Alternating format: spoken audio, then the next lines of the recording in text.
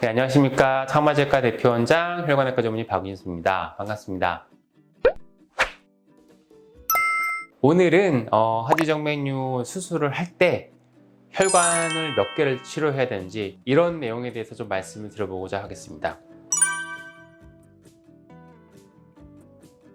정맥류 때문에 병원에서 진료를 보시고 수술을 받았거나 또는 진단을 받으신 분들은 한 번쯤은 들어보셨을 텐데요. 이제 하지정맥류가 생길 수 있는 혈관은 그냥 한쪽 다리, 양쪽 다리가 아니라 대복제정맥, 소복제정맥, 기본적으로 두 가지의 혈관이 하지정맥류에 생길 수 있는 혈관이 되겠습니다.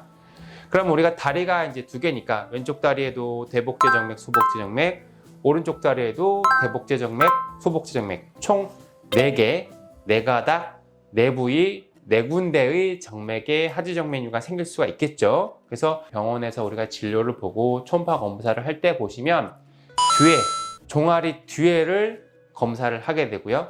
소복제정맥, 왼쪽 다리 뒤에 소복제정맥, 오른쪽 다리에 소복제정맥, 이렇게 해서 뒤에를 검사하는 부위가 소복제정맥 한 줄기가 되겠고요. 그 다음에 앞쪽 허벅지 사타구니에서부터 내측을 따라서 발목까지 내려오는 긴 대복제정맥, 왼쪽 다리 하나, 오른쪽 다리 하나가 있겠습니다. 그래서 보통 검사를 할 때는 종아리 뒤에서도 이제 의사 선생님들이 초음파를 보고요. 그다음에 앞쪽 허벅지 사타구니까지, 여기는 혈관이 없는 것 같은데 정맥류가 없는 것 같은데 하실 수 있지만 사실 사타구니에서부터 시작되는 대복제정맥이 하나 있습니다.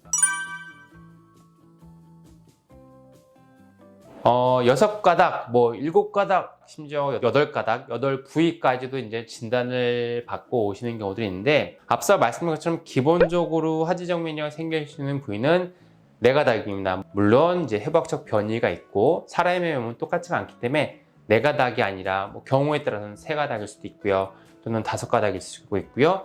6가닥, 많게는 해부학적인 구조로 8가닥까지도 가능하게 됩니다. 이유는 대복제정맥이 한 가닥에 내려가지만 가지를 쳐서 앞쪽 또는 뒤쪽, 허벅지 앞쪽이나 허벅지 뒤쪽, 엉덩이 쪽으로 돌아서 내려가는 부복제정맥이 존재하는 사람들이 있습니다. 그렇게 되면 한쪽 다리에 앞뒤 부복제정맥이 생기게 되니까 결국 양쪽을 하게 되면 부복제정맥만 총 4개가 더 생기게 되니까 총 8개의 복제정맥까지도 하지정맥류가 생기고 역류가 생겨서 혈관이 고장나는 경우가 있을 수가 있겠죠. 그래서 그렇게 되면은 산술적으로는 8가닥까지도 우리가 생각을 해볼 수는 있습니다. 다만 8가닥이 모두 고장이 나서 사실 진단을 받거나 수술해야 되는 경우는 정말 극히 드물고요.